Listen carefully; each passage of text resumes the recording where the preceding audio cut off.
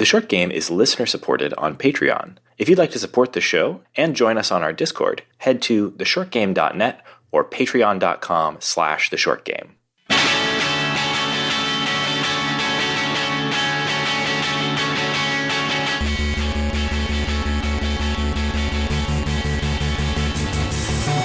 Welcome back to The Short Game. This is a show about short video games, games that respect your time. I'm Raygan Kelly, and I am joined this week by two very cool co-hosts. Recent graduate of Peggle University, Nate Heininger. And ball dropper, Shane. Okay, yes, fine. We're just gonna move past all of the ball puns in this. I'm sure they're gonna come up, and we're not. I had not even thought of that like arena of jokes. So thanks. Hey, thanks, Shane. I'm just a big fan of pegging. Peggle. As you can tell, we are talking this week about Peggle, or the Peggle series of games. And okay, I mentioned this at the end of last episode. The reason that we're talking about Peggle this week was that in our back channel, where we were talking about things after recording our last episode, it came up suddenly that Nate had not only never played any of the Peggle games, but had never heard of Peggle. And when I tried to explain it to him, he thought I was lying. So we've now done Nate has done a bunch of research, and now Nate is going to present to us everything he now knows about Peggle. I'm not making this up either. I truly had never interacted or engaged with Peggle. And I really thought that I was going to like open it up. If it was real, I was going to open it up and, you know, there'd be some sort of realization like, oh, you know, I remember, of course. And just complete blank. I swear, I feel like this is like a Mandela Berenstain Bears effect thing going on where I've been inserted into this universe that Peggle now exists. You know, okay. So I know I'm getting ahead of ourselves, but like the thing about this that blew my mind the most, obviously, I think, I don't know, maybe this is just my weird bubble, but like I always thought Peggle was like a mega franchise, right? PopCap is one of the biggest things out there. Yes, they're casual games, but they're like really, really in the popular culture. And Peggle might not be their very most famous thing, but it's certainly in the top 3. And kind of feels like a weird blind spot. Yeah, it does. And the other specific thing that blew my mind is like, Nate, right? You were a huge World of Warcraft guy, right? Yes, I know where this is going. Yeah, Nate, and yet you didn't know about Peggle World of Warcraft Edition. No. The special custom version of Peggle that you could play inside of World of Warcraft. I did not, Raygan. And I knew about that. I never played World of Warcraft. Seems like the only good reason to play WoW. Yeah. Maybe, so there's a possibility that I have forgotten entirely. Like I knew it, and it has just completely been erased from my mind. I am more on the side of Berenstain Bear Mandela effect, because apparently this game has sold 50 million copies across all of its different platforms, and I truly cannot believe that I've never heard of it. There are games that I've played a lot of that when I was playing this, I was like, oh, this is like Snood, which I think was probably popular around the same time as when this came out. And all these little, Sir, this is not like Snood. I played a lot of Snood. I loved Snood. I would play it while in between waiting for raids on in World of Warcraft. So I don't know. I think maybe I wasn't playing World of Warcraft by the time the Peggle integration came. I played all the way up until like 2008 or 9 or something like that. So I don't know when that happened, but I totally missed it. I might have been just too focused on the loot. 2009. So maybe it was too late for you. Maybe it was. I don't remember if there's anyone. I could easily look this up, but I basically played all the way up until I stopped right before the Wrath of the Lich King. But I played from beta until that point, so it was a long time. But I missed a lot of the like later, half dozen expansions that came out and all these different integrations that they did. So I don't know if that was too late for me. But yeah, I had never heard of this game. Okay, Nate, I now then, because you are fresh to Peggle, I require your report on Peggle. What is a Peggle? A Peggle. Peggle. Well, it is reverse brick breaker pachinko, I think is the best way I could describe it. It is very, very simple, but I actually really enjoyed it. I completed Peggle Deluxe. I beat the first Peggle all the way through. So I've done my research and I've played a little bit of Peggle Knights, which is Knights. Yeah, which is what a wonderful sequel name to a silly small game. Like I wish more games would use that sort of naming rather than just like Brothers Knights. Yeah, exactly. Instead of just like 2, 3. Like this should have just been Peggle 2, but for whatever reason they chose Peggle Knights, and that's so funny to me. But anyway, so the whole game is you control a little turret at the top of the screen. You know, the only other thing that uses that naming scheme is the George A. Romero Night of the Living Dead franchise. It'll be like Night of the Living Dead, Dawn of the Dead, Day of the Dead, Next Day of the Dead, Peggle the following morning, Peggle the next afternoon. Peggle. It's a great name. I didn't play much of the second game, but I think it's just the same. It's more Peggle. Yeah. So it's a super simple game. I think, if you were on the internet, especially in this time, playing all the games on like Newgrounds and Flash and whatnot, you played these games were a dime a dozen. For whatever reason, in this universe, this version of the universe, Peggle really caught on and became a massive hit.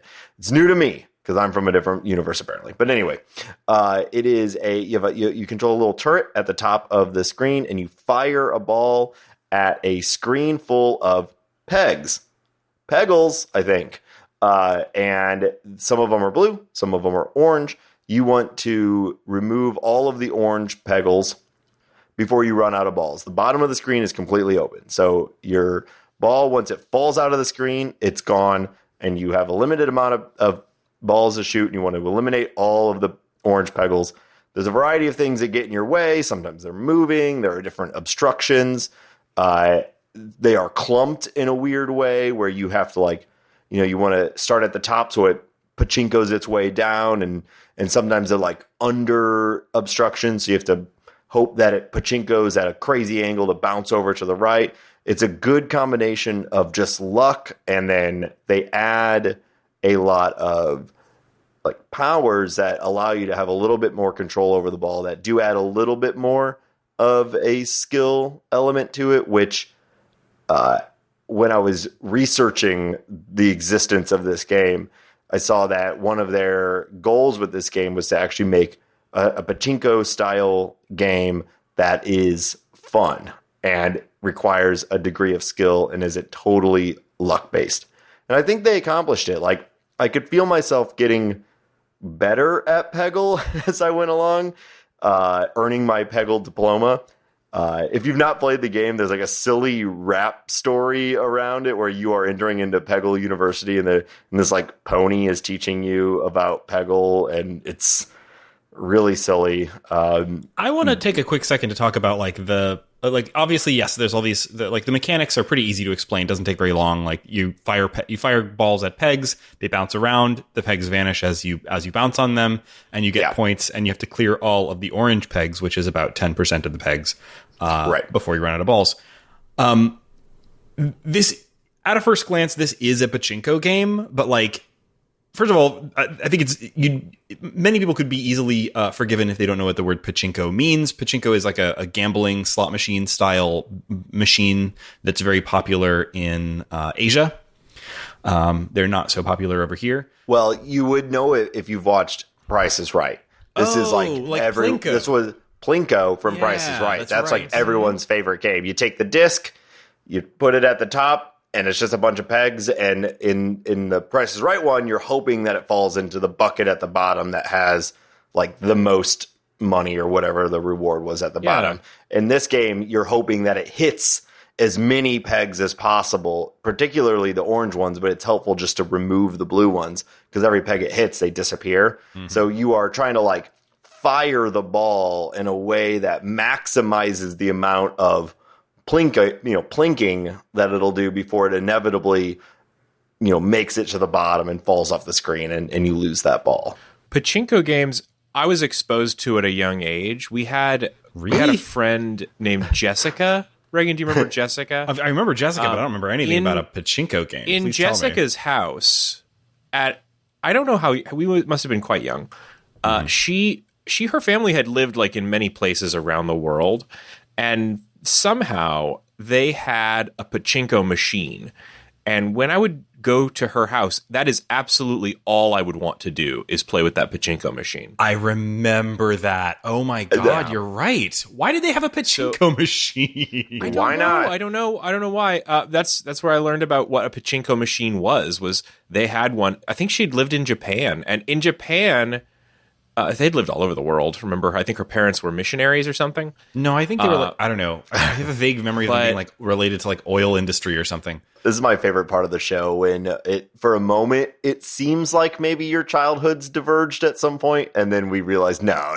Yeah. It all. Well, the fact is that you're talking to two people who like lived an identical childhood, but both who have terrible memories, and it's just that our like shitty patchwork of terrible childhood memory. The memories are fine, but the quality of the memory storage is poor. That's what I'm getting at. I think this is evidence of the fact that I have a good memory and you have a bad memory. Okay, I have it given. It took the two of you to have a complete childhood. Mm-hmm. The thing about pachinko machines is they're basically gambling. Like they're effectively they're like a slot machine, right? Like there's no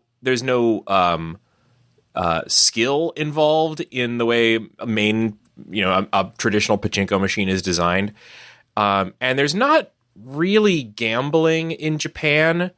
They don't have the same kind, it's a lot like it is here.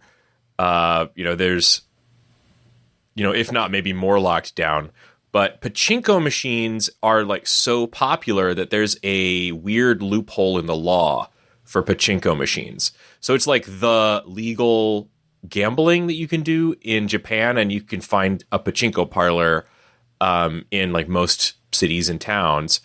And there's like a legal loophole around pachinko machines where you can't basically what you do is you play pachinko and you get balls out of it, right? You buy the balls, but they kind of like act like chips in a casino. Yeah. And then you can but you also win balls from the machine. And then you can take the balls and trade the balls you've won for prize tokens, which also can't be traded for cash. But you can take the prize tokens outside of the pachinko parlor and then sell them to a special person who, basically exists as an adjunct of the pachinko parlor. It's a fence. You're so you can sell the pachinko tokens to the Yakuza. Yeah. Well, and correct me if I'm wrong. The pachinko in these games was actually where pinball eventually morphed from, and part of there's pinball. I think it's more like convergent evolution. Like these are both things that both descend from just purely mechanical entertainment machines. Because I know pinball has a crazy history, and if you're listening and you haven't heard it, there's a lot of great stories out there about the evolution of pinball. And basically, it started as a luck game, and they had to prove that it had morphed into a skill game because of the addition of the flippers. They added the flippers, but of course in Asia they never added the flippers, and that's how you get pachinko. Yeah. Right. If you're interested, I have found what I think is a picture of the pachinko machine that the Gan family had. I'm very. You just doxed Jessica. This is I'm great very radio. interested to see it. You send that over to me, and it won't be in the show notes. I'm too lazy. The thing about pachinko though, as it relates to video games, though, is that like pachinko video games are huge. If you do like import video games, like if you go looking through like bins of Famicom games or something, there are absolute ass tons of pachinko games. And I will tell you that I have tried them on a variety of platforms, because if you look up a list of like most popular games for literally any Japanese based video game hardware, a pachinko game is going to be in the launch lineup. And there's probably going to be dozens of pachinko games for it overall. And 100% of them are complete ass. They are terrible, terrible video games. Pachinko, as a concept, does not transfer well to video games because essentially it sort of like auto-plays itself for the most part. And it's mostly automatic. It's mostly boring. You don't get real prizes from a video game. It sucks. It's kind of like playing a slot machine video game. And if the whole thing is the physicality of watching a ball bounce off of pegs and like the randomness of gravity and how it's going to hit the pegs, like anything removing it down to a digital where you have no control, you're like, it's not a game anymore. You're just watching a video of you can aim a little spout usually of like where the balls are coming out, but it's ultimately pretty random because of how much bouncing these balls are designed to do on the way down. It's not good as a video game. I'm sure that there are people out there who love pachinko games. I love golf games. Those are boring. So, you tell me if you love pachinko games, but I doubt any of our listeners are going to come to bat for pachinko games. I would just like to point out again to our listeners that we're now 3 for 3 of the last 3 episodes in which Raygan has brought up his love of golf video games. I was going to say the same thing. We are on a run of Raygan talking golf. Hey, I bought 2K21 PGA Tour. And I've been playing golf video games for at least an hour a day, every day for the last 3 weeks. So it's good. I got invited to play real golf the other day. What? And you know what I said? No. Nah. I like doing things, but golf. I like. It's actually for me. It's because I am have such poor eyesight that when I hit the golf ball, I have no idea where it went, and it's not really that fun for me to be like, "Hey, where'd that go?" And then someone has to point to on the ground, and so, because I'm so bad at it, I'm have no ability to get better because I have no idea where the ball goes when I hit. I'm just bad, so it just goes far right, far left, and I have to be like, hey, which way did that ball go? Oh, over into the woods. Cool. Great. Yeah, this is fun. I love mini golf because that, it's all right there. But yeah, real golf, nah, I'm good. There's other things I want to do. Hey, Shane, you want to take up golf with me? I don't know. I had a bunch of inherited golf clubs that I tried to give you and you refused. So. Well, I don't have that much space. But if I was actually going to play golf, I might take them. I don't know. I've thought about it for years, but I feel like I'd probably need to take lessons, and my body is not good. You're gonna go to the course, and you're gonna be like, okay, where's the power meter? This is exactly my concern, mate. I know everything about the rules of golf, and I have strategy ideas, but I don't know anything at all about actually how to move my body in any coordinated fashion. I don't want to play golf. But what is rapidly moving to the top of my list of things I want to do is watch you play real golf. I'll drive the cart. It'll be a great time. Oh man, actually, let's do it. I'm sold. So where were we? We were talking about Peggle. Peggle is not pachinko. The big distinctions between Peggle and a pachinko game are that rather than sort of firing usually a stream of balls very quickly and trying to hope that they land in the big money spots, here you're firing balls much more strategically. And while it might seem, because the bouncing mechanics are so... the physics are pretty natural feeling, real nice arcing physics, but it's very hard on one level to plan a bounce of a ball across multiple bounces that might be, through a chaotic area of bunches of pins. But there's a lot more control in this than in any pachinko game I've ever tried. And the goals are different. It's all about clearing the board rather than just trying to get the balls into special holes. Yeah, there's a so I'm just gonna walk right past that one. So there's So with pachinko, yeah, you want it to dump into whatever bucket at the bottom, and you kind of can tell you're going in that correct direction, and there's a little bit of like swelling stress about like, oh, is it going to happen? Is it going to happen? Like, yeah, yes or no. But there's also like plenty of them that just kind of stray off to the side, and you're like, what, that's a waste, right? And you want to try again. With Peggle, it is constant, quick moments of that feeling of that like stress of is it going to hit that orange ball or orange peg? Because there's so many of them and there's so many other pegs. It's rapid fire until you get towards the end and there's no more pegs. But you're like constantly like, oh shit, like it's going in ways that you don't expect it to.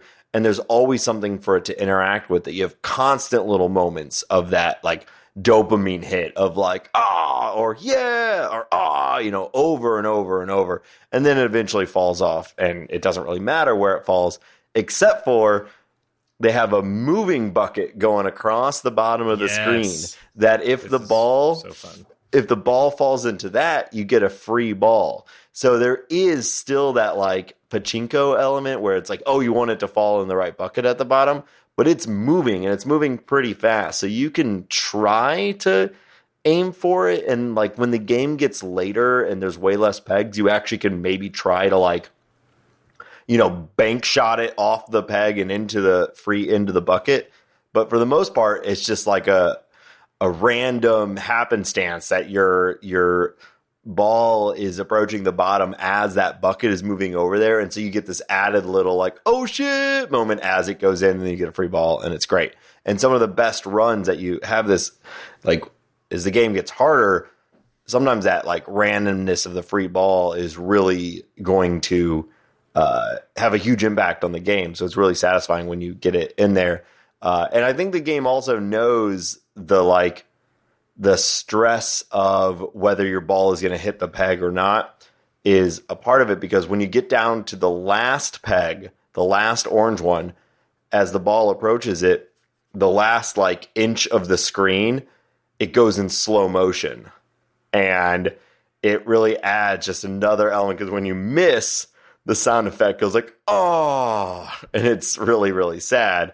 But when it hits, it starts playing like a full choir ode to joy, and and the ball turns into a rainbow and is just spewing out sparkles, and the bottom turns into nothing but point buckets, and it's bouncing all over the place, playing ode to joy, and like all the bouncing around sounds are like gung, gung, and it's really satisfying to beat a level. There is nothing better than having one ball left with 4 orange pegs and just managing to bank shot into the cup and get free balls until you finally get that final one, and you do that last shot and it just perfectly arcs into the middle cup where you get the extra bonus points.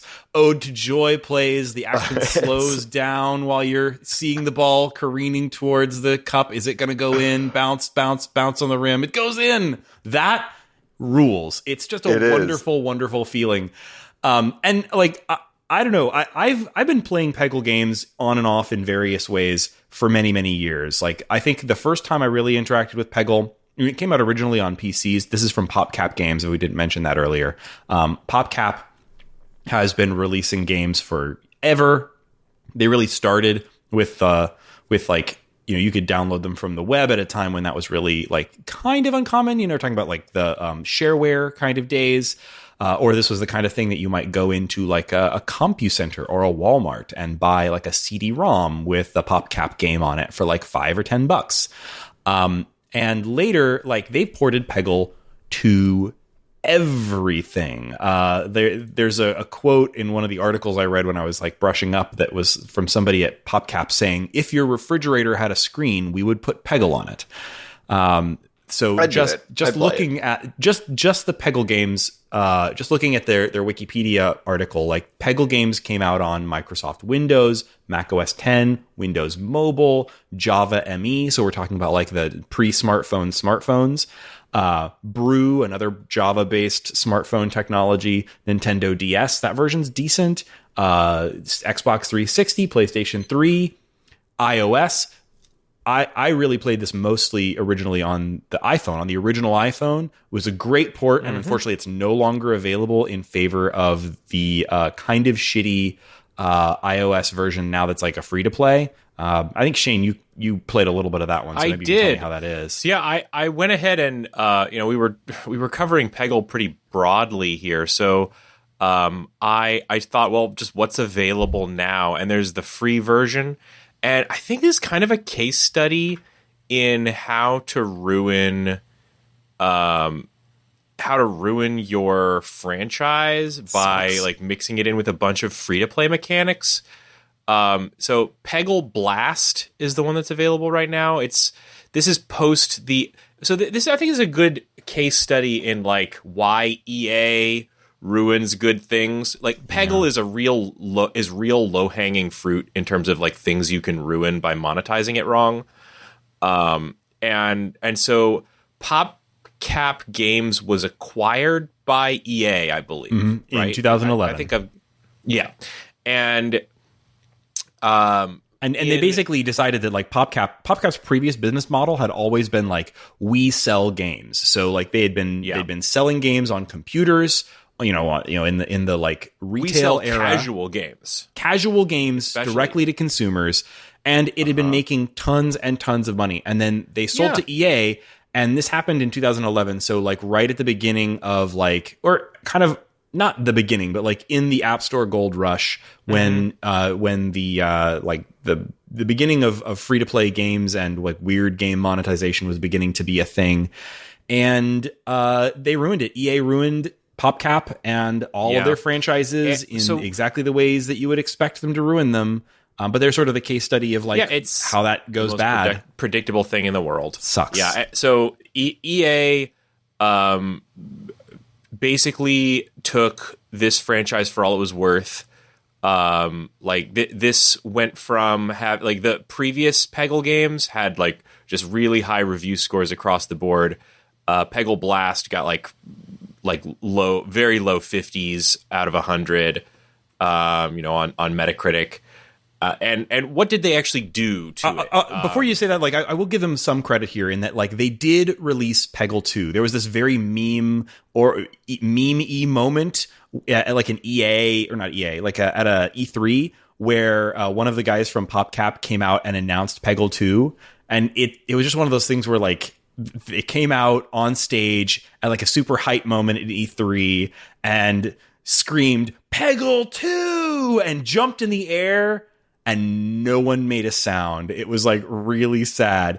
But Peggle 2 is actually really good, so I'll give them credit for that. Like they released it only on consoles. It's still not out on PC or mobile, which is a real bummer. Like if you want to play Peggle 2, you have to put it on your PlayStation 4, which is not the place I want to play Peggle. But it is a good game. So like EA gave it, I guess, one shot, right? At releasing a like complete Peggle game in the vein of the original and Peggle Knights. And when wouldn't it be Peggle 3? It should be Peggle 3 because of Peggle Knights, but I guess they were thinking of Peggle Knights as more of an expansion pack for the original, whereas I guess Peggle 2 is like Peggle 2 is expanded. It's fine. When I go to play it now, though, I go back and play the original because I can download it on my PC, and that's or on Mac. Not exactly. Quick note before Shane, I definitely want to hear about how yes, I do Peggle too. Blast Sorry, I didn't mean to interrupt you, but just quick note: if you are planning to play this, it does not run on 64-bit Mac. So what? Steam will say it's Apple available, but it will not. Peggle is an endangered species, guis. This is such a good game, and like all of the ports are evaporating. Treasure your Java ME smartphone or whatever. So I had to boot over to Windows to play it, and then I had some problems with that, and for a while I thought I was not going to be able to play it, and it was an elaborate prank on me. I was able to eventually get it running, and I played through it, but it was a little touch and go there for a moment. I'll give it one thing for the folks who may be looking to play this is that Peggle and I believe also Peggle Knights now are available as part of Xbox Game Pass. I played them through that on PC, which now includes the EA Play subscription, and they're in that. So if you have one of those subscriptions and you want to try out Peggle, you can try it for free. And the bundle of Peggle Deluxe, which is the first Peggle, and Peggle Knights was $7.50 on Steam. So pretty Good cheap. deal. Yeah. Shane, So- how did they monetize the ever-loving They gotta shit hear out about of the iOS version? Okay. Yeah. So this is going to come as no surprise to anyone who plays like just any kind of free-to-play iOS game. But they just piled in currencies and timers. So what they basically did is so it uses a level up system and a life system and like a item system and all of these like lots of different. So there actually are several kind of new ideas in like Peggle in this one. Like there are these special modes that involve like breaking pegs to drop gems out the bottom of the board and try and drop them into your cup. There's these like fireball obstacles. There's these like there's these phoenix eggs that I thought were kind of fun. Like you'd have to like hit them with but you know what makes these levels. What made Peggle great for me before, it was like really perfectly balanced. Like you were kind of on that razor's edge of like, okay, you know, I need to be getting the free balls. I need to be making my shots. Yeah, you don't think about the like level design of Peggle, but like it's extremely. No, I do. Peggle has great. Yeah, it's just a Peggle scattering of pegs, but like they've done an incredible job. Every single level in this game is like incredibly well thought out in terms of like how many balls do you have and how many will it take to address a particular arrangement of pegs, and it's really, really, really well balanced. Right, and the randomness of like the orange pegs and stuff like that, you know, adds a little bit of kind of extra challenge. Like sometimes it'll dust those orange pegs in a kind of inconvenient way around the level, and you know that makes that level a little harder.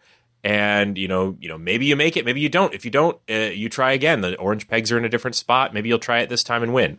Well, now when you run out of balls, you're immediately given a chance to spend 10 coins to get an additional ball. 10 coins are available. 10 coins are available for only the low price of 99 cents. So it's literally like, and you get 10 coins just for signing up. So I mean, what a deal! What a deal! They're giving them away. Yeah, you can also use your coins to buy special items that you can trigger at any time, and you know those do things that you know in other Peggle games would have been really fun and really be cool to get as powers or whatever. Can you sell those coins to a Yakuza fence? Is there someone outside of a? I'd love to. You know, you can exchange them for prize tokens, which can then be used as a form of gambling. Mm-hmm. There's also like I said, a timer system. The number of lives you have a maximum of 5 lives, and if you use your lives up, well, I guess you're going to have to wait. Or you could connect to Facebook and share your love of Peggle and get extra lives right now. Wow! And if you want what that a extra deal. ball really bad, maybe it's worth it to you to watch some ads. But you know what? And I did watch some ads. And by the time I got into the second little world of Peggle, those ads stopped being optional, and they just started appearing in between every single level. So, you know, if this were a game where I could pay, I don't know, like anywhere up to maybe, I don't know what I would pay for like a really good, decent version of Peggle on honestly, my iPhone, but $20. I would pay money. I would pay $20 for a really good version of Peggle. That's what I was going to ask. Is there a way to buy out everything and just pay? No, not that I found. No. Yeah, because I'm do sympathetic to developers, you know, and they need to get paid, and I'm sympathetic to developers except EA. Yeah, as long as you, give me the option to pay a flat, make it high. I don't make it worth your time. Just let me buy out everything and just play the game. And what infuriates me about all of this is that they took the original Peggle port for iOS off the store because of this. Like Peggle and Peggle Knights both got really, really good iOS ports in the very early days of the App Store. We're talking about 2009. And I played it obsessively. The original Peggle Deluxe for iPhone, was like a really well thought out port. They'd done really nice little affordances where, like, you know, you would touch on the screen to aim the ball, but then it had a little like jog wheel that looked kind of like a scroll wheel of a mouse that you could use to do like fine tuning. And when you used that, it would automatically zoom in on wherever your ball was going. Like, it was really well designed while still having everything from the desktop version. And then it later got an iPad port that was also perfect. It was an excellent port. But they've abandoned the original game. You know, it's available still, but it's available in like 640 by 480 garbage pixels, and all of the mobile ports and other ports have been completely abandoned. You can still download Peggle 2 on consoles, but like if you want to play Peggle on a mobile device, your options are only this abusive garbage. Yeah. Mm-hmm. If you want to play it on a mobile device, my recommendation to you right now is don't, and instead try Round Guard. Round Guard it's on Apple Arcade, but it's also on Nintendo Switch. It's on PS4. It's on Steam, Xbox One. And what it basically is it takes the Peggle formula and it applies that to a dungeon crawler with like loot and a bunch of like different D&D style characters. Like the ball itself is like your wizard or your warrior or whatever, and like a lot of the pegs are, you know, monsters, and they do some fun stuff with that. It's actually pretty neat. I would probably recommend you play it on something with a slightly bigger screen. Like it works. For me. It was a really good game on my iPad. Not so great on my iPhone because the character designs get really small. You know, when they're reduced to the size of a peg on a tiny mobile screen. But I actually quite liked this one. And, you know, it's maybe not exactly what I was looking for, but it's better than Peggle Blast by a solid margin.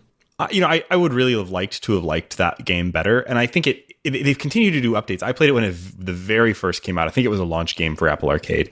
And I know they've done a number of updates since. I didn't really love the art style, and there were a few things about the structure of the game. Like, it has a little bit of a roguelike structure to it where you are like playing through a bunch of levels and eventually you kind of like fail out and start over, which, I don't know. Something about that didn't rub me the right way when I tried it. I'd like to try it again because I know they've done a number of updates and they've added some new characters and some tweaks to the balance. And I think it's probably still one of the better Peggle likes out there. There's not a lot of Peggle likes.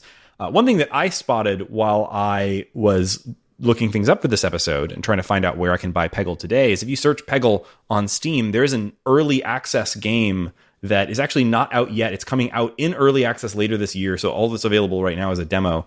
But I'm really excited to try it when it comes out. And that's called Pegglin, which is has a very cute, similar concept. It's a merger of the Peggle mechanics with sort of fantasy, dungeon crawling stuff. But you play as a Pegglin, a little goblin who does Peggle, basically.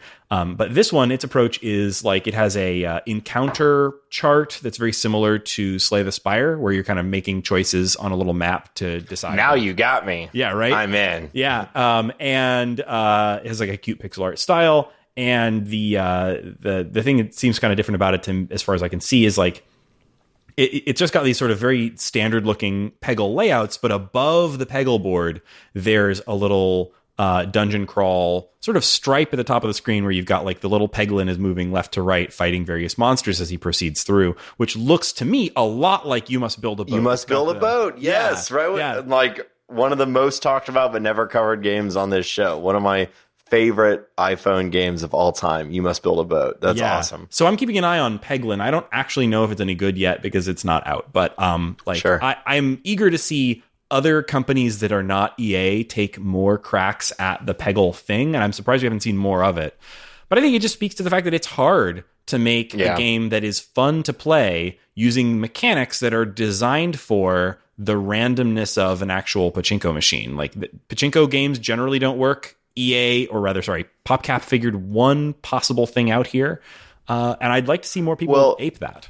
And I think there's only so far you can go with a game like this too, also right? True. I mean, like, block breaker games, there are a ton of fun, great block breaker games, but it never goes past that. It never goes past you're going to have some sort of paddle at the bottom or some sort of mechanism for stopping the ball from dying. Yeah, it sort of peaked at Arkanoid. Yeah, like everything it's always going to center around that, and that's fine. Like that, there can be games that are just that. It's hard to imagine it going past that when the whole game is just like maintain a ball. Although I guess that's most sports, so I don't know. There's a couple things that this game. One made me think of another one. Just kind of funny thing that happened is. So I had some trouble getting this game going, and I finally got it going, and like no sound was working. I was like, well, whatever. No way the sound is really that worthwhile. Sound on this is game. vital. Well, so I've already talked about the sound, so obviously I figured it out. But the way I figured it out was pretty funny. Is so I was playing, and I got through a couple levels before I finally caught it. I finished a level and I just heard like really silent, like really lightly, like ha ha ha ha ha ha, and it's like what? And so this is all me. This is not the game's fault, but I basically still had the output for the sound through my headphones for the microphone for the podcast. But the only thing that was ever loud enough to like break through and catch my attention was the Ode to Joy that plays when you beat the game. And so finally, I realized it and put on the headphones. I was like, oh, this game is so much better with the sound. So highly recommend having the sounds on when you're playing it. And then also, I don't really have like a direction to go with this story, but it just made me think about it. I don't know if I've talked about it on the podcast, but it really brought me back to something I did for 2 summers. I would teach a summer camp to kids, like young kids, like 6 to 8-year-olds. I would teach this summer camp that was billed as video game maker, like learn how video game development class, and all it was taking this software called ClickTeam Fusion that actually is a legit like game maker studio. Not a lot of like full release games have been made on it, but one has that I know of, which was Raygan's favorite game of all time, called Freedom Planet. We covered it on the show like 6.5 years ago. It was basically Sonic meets My Little Pony, and it's Raygan's favorite game. I think he has a tattoo of it. So that game was developed on this. You know what? I just looked this up just because I was curious. You know what else was made in ClickTeam Fusion? What's that? Five Nights at Freddy's. Oh, funny. Yeah. Okay. Yeah. Also, Baba Is You was made in Multimedia Fusion 2, which is a related software. Oh, nice. Okay. So again, it's a legit thing. Games have been made in it. Baba Is You is incredible. So that's cool. But it's a lot of like if this and that sort of development. Like the game provides you with a ton of assets that you can basically assign rules to, or you could import and create your own assets. But so I was teaching these kids like, we'd make a Pong game, and so we'd say like set the speed to this bar at 20, and set the ball if it hits wall bounce. And it's that sort of development. And it would get more and more difficult. But most of the kids wanted nothing to do with learning this like sort of like, Windows 95-y software. And they just wanted to play Minecraft. So like half my time was just like, all right, kids, if you complete this assignment, you can play Minecraft, which is like, man, I don't want to be doing this at all. But it paid $25 an hour. So I was like, hell yeah, I will do this. But the thing that always annoyed me the most is that, like, again, you're just manipulating the rules of this software. And I would go over and be like, hey, like, how's your Pong game going? And they would be like, I hacked it. I hacked the game. And I'd be like, what do you mean? And like, they would set the speed to like 99 instead of, the goal or the game we're supposed to make was 20. And they'd set it to 99, and they'd be like, I hacked it. Look, I hacked it. Love it. And I'd be like, I'm sorry, that's not hacking. You just set the the speed to 99. And you just destroyed that child's, well, it's important that they know. And that you that they understand that hacking is illegal. Yeah. So I kick them out of my class. I'd kick them out. This is not hacking school. This is video game development school. Yeah, I call the police and I tell their parents. So I don't really have anywhere to go with this story, but it was like a weird moment of video game, like in my life where I was trying to teach kids how to make video games and they didn't really want anything to do with it. I didn't really want anything to do with it, and they would just play Minecraft and tell me how they hacked Pong over and over and over. But it was interesting, and this Peggle game felt like something. I was going to ask when we were getting back to Peggle. Go ahead, sorry. Yeah, well, that's what it felt like. It felt like this was made in a thing like that. Like I think you could make Peggle in one of these game studios where it just provides you assets and you create rules. Except for there was a couple things near the end. There's a special power up where you go to fire the ball and then it will adjust your shot to be like, what's the most ideal shot that you could have made in this direction? And I was like, all right, there's something more interesting going on under the hood in this game to where it's at least like pre-projecting where your ball's going to go and it knows. So and that's when Nate hacked it. And that's when I hacked it. That's when I got in there. I got all these kids together. First, we spent some time in Minecraft, and then we got in and we hacked it.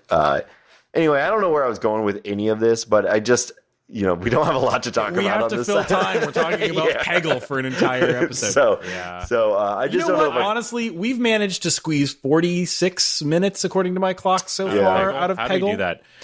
So cool. Can I wrap this by just saying what this really did, what looking back at Peggle did for me, is it really reminded me of what a really beautiful time for casual games the early 2000s was. Like PopCap, apart from like their initial like introduction that nobody knows about, like once they were PopCap, they started by making Bejeweled, right? And Bejeweled has probably more of a casual game legacy than any other game that you could think of. Bejeweled, it's probably 50% of the like free to play shit in the App Store is a ripoff of Bejeweled to some extent. Like the Candy Crush, that's Bejeweled. All of this stuff is Bejeweled, and it's sort of from Bejeweled there, all the way down. It is, and then but like there are other big things. What are they doing now? They exist as an arm of EA that continues to like port Bejeweled to everything, and God bless them. And then also Plants vs. Zombies, which is a topic I would love to get into someday on this podcast. You know what? Honestly, Plants vs. Zombies is an incredible game. The original one, PopCap had a string of such incredible game design. Like they clearly just they were building these games on incredibly simple tech. They wanted it to run on grandma's PC, but like they really, really refined these games. And Plants vs. Zombies, and I think also the sequel Plants vs. Zombies 2 were both like genre defining games that just they're phenomenal game design in those games, and they don't get the credit they deserve because they've been so completely subsumed into the EA fever swamp. So like it's a real shame, but like those games are just stand up great. And Peggle's probably my favorite, but just by the happenstance of me having played a lot of Peggle on my first iPhone, it's just incredible to look at these games though. Yeah, I enjoyed it. I enjoyed playing Peggle. I played all the way through the first game, which is 75 levels. And I am really glad that it held up for you. It's very strange to see someone come to Peggle now. Yeah, I mean, it wasn't like I wasn't like shaking with good times, playing this game, but I enjoyed it. I like these sort of, like you said, Shane, these sort of casual games. I for a while, I just sat and it's a good, even though the music was great for a little while, I was just listening to a podcast and, just taking down pegs. and it felt great. I'm super glad. I'm super glad we finally. I'm glad we made you play Peggle, Nate. I'm glad we forced you to play. This is why I love this show. Is I get to have new, interesting video game experiences, and sometimes that is a goofy game from 2007. So I'm glad we covered it. And if you're like me, and you've been warped into a new universe where Peggle exists, give it a shot. It's worth it. Yeah, and I'd say that the version to play, if you have access to, it looks like basically just a Windows PC, I think that Peggle 1 is the way to go, and its sequel, Peggle Knights.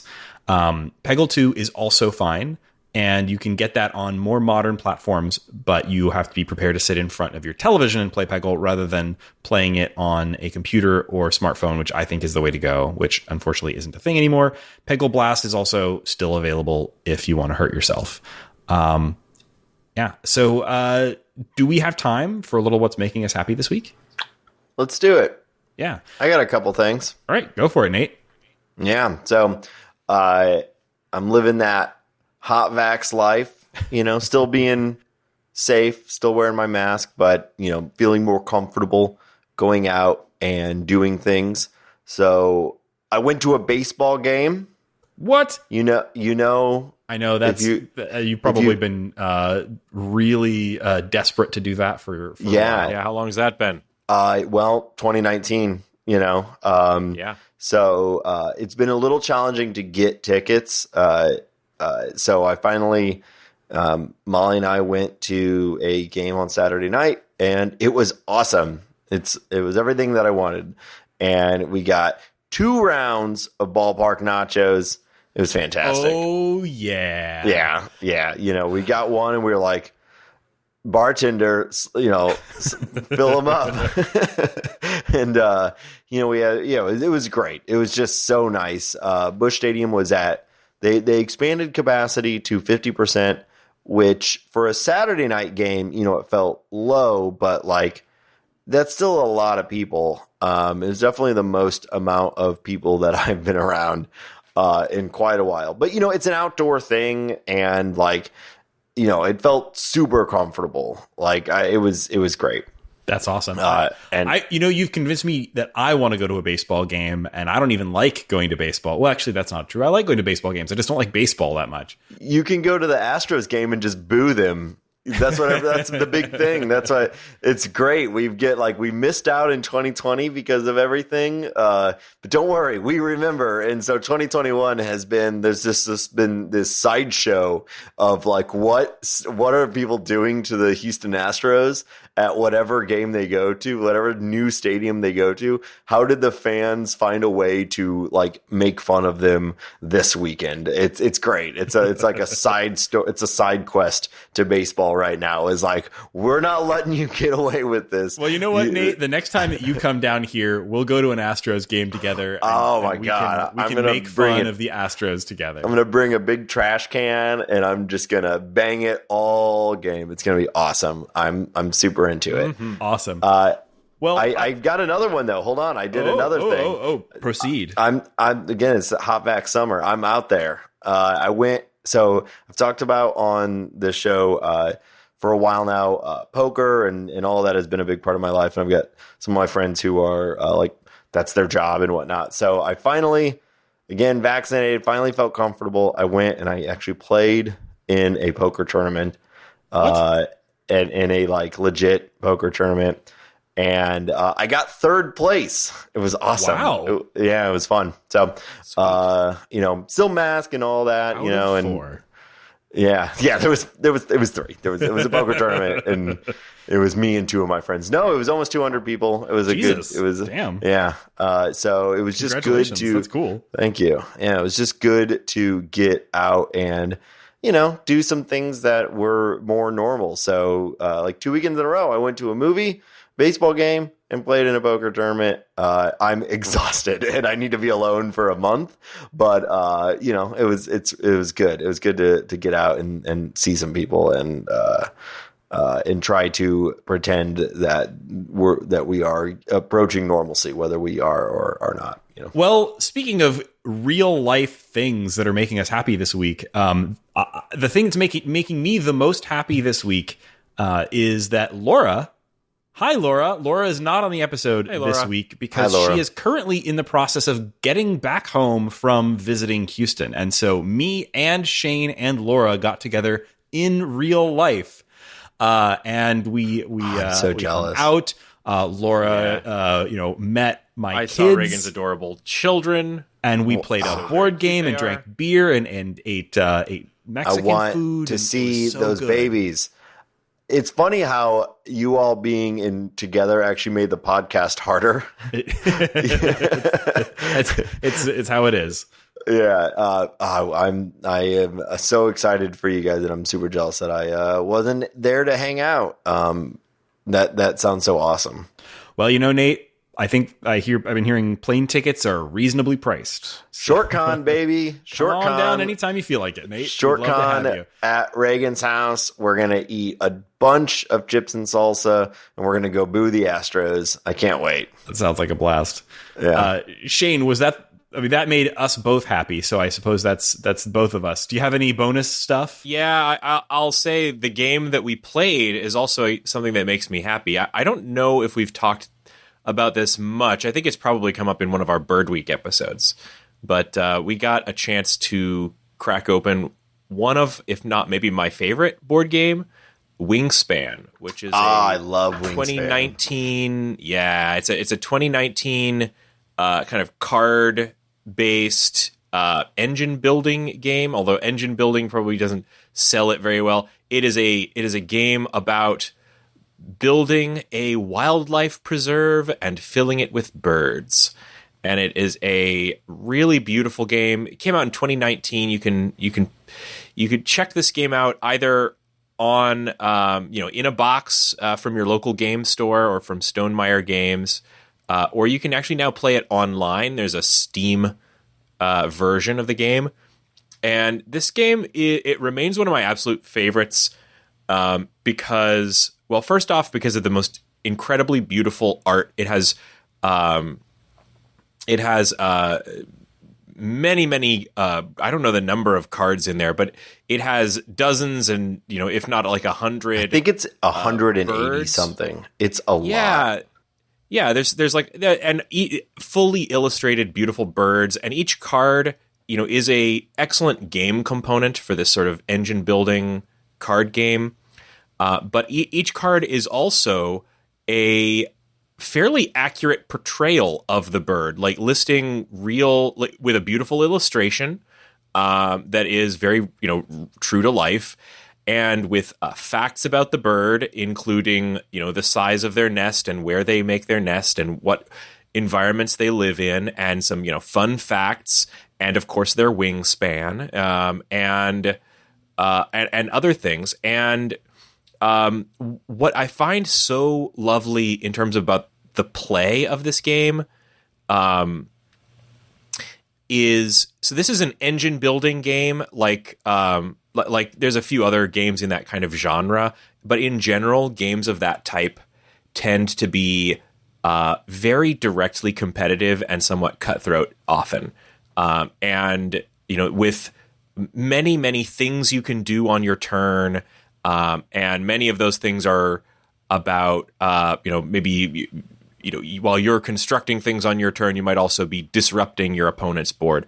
This is a very chill board game, and not all that many board games are quite this chill. And the other thing I love about it is how fast it plays. You can play this game in like 45 minutes to an hour. There's not a ton of like direct interaction. You're competing somewhat for some resources with your opponents, but the tableau of birds that you're building in front of you isn't going to be like disrupted significantly by your opponents. And the experience of playing this is really kind of meditative. You're building this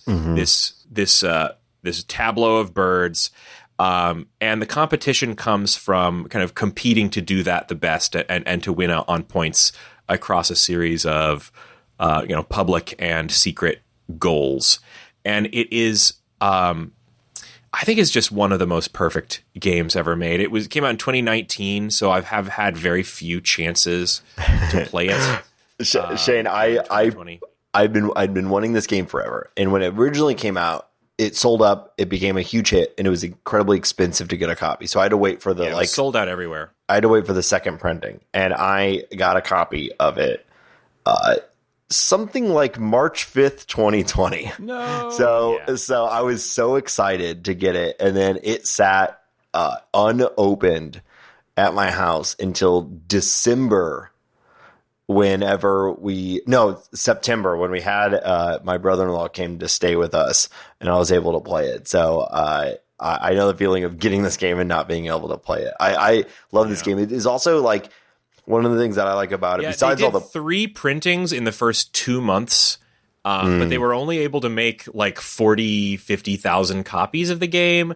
And so Stonemaier had to like issue a series of public apologies saying, we're printing this as fast as we possibly can. Yeah. Well, you can tell it must have taken them a while to print it, because one of the things I love about this game too is that it like the build quality of the game is fantastic. It's definitely made by people who actively like board games and are board game collectors themselves, because all the pieces are wonderful. The book is wonderful. The it comes with its own built-in carrying or storage things. Not to mention everything the fact about that it. the cards are just really is incredibly like there's so many beautiful illustrations on the cards. There's a big wow element when you set it up on the table, because it comes with a dice tower that looks like a birdhouse. Yeah, it's so great. It's so good. And the plastic box, they give you these like lovely little egg tokens that are little 3-dimensional plastic eggs in a bunch of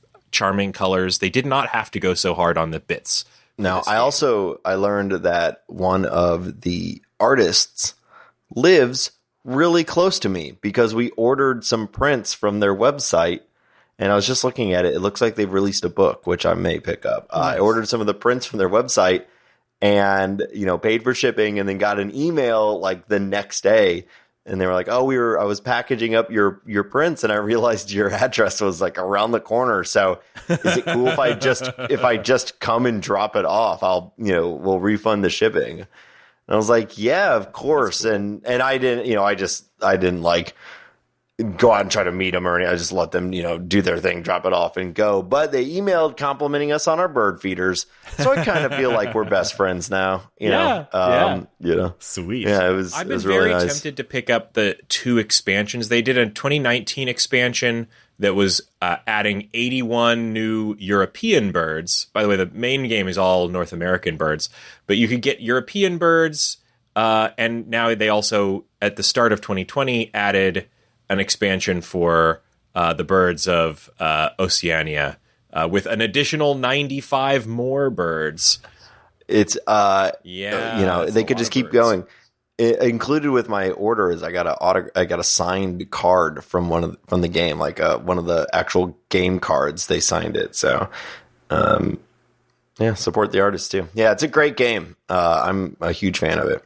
That's very cool. And yeah, I had a lot of fun playing it. And I'd been holding off on buying the digital version because I didn't know if I was really going to enjoy the game. Sometimes these games work for me, sometimes they don't. But now that I've played the game and gotten a better sense for the rules, I'm definitely looking to pick up the digital version and try playing it online with some of you folks. So looking forward to checking it out.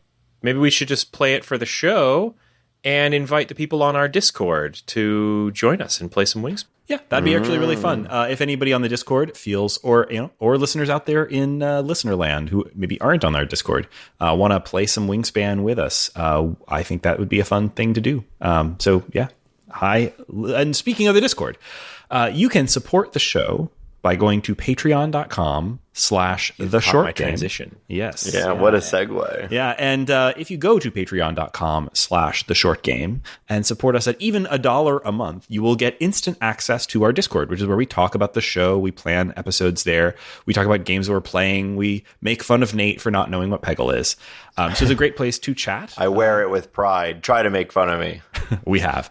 You can find us there. You can also find us on Twitter at _shortgame, which is our another great way to get in touch with us or suggest games for the show.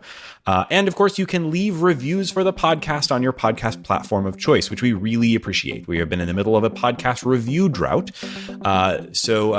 Reviews are one of the best ways to help support the show if you don't feel like spending any money. Also, tell a friend about the show. If you know friends who are interested in games and you say, oh, yeah, you might like that game, whatever it is, Hades or something, then say, hey, if you want an overview of that game, maybe tell them to check out an episode of our show. They can find it on Apple Podcasts, on all of the other podcast platforms, and of course, www.theshortgame.net. And by the way, if you're not aware, our CMS setup limits us to having 150 episodes available in podcast apps at any given time, but we have a back catalog of well over 250 games that is on our website. So if you are curious about the games that we have covered in yesteryear, those episodes are all still live. If you go to www.theshortgame.net, easiest way to do a search is you go to our show notes page. And from there is a search box where you can search the entire history of the show. So I would recommend checking that out there. You can find me on Twitter at RayganK. That's RayGanK. Nate, where can people find you? On Twitter at NateSTL. And Shane, where can people find you? I'm on Twitter at 8BitShane. And listeners, thank you once again for joining us on this episode of The Short Game. Peggle. Nights. The Short Game. Nights. Blast. $1.99. Buy a ball.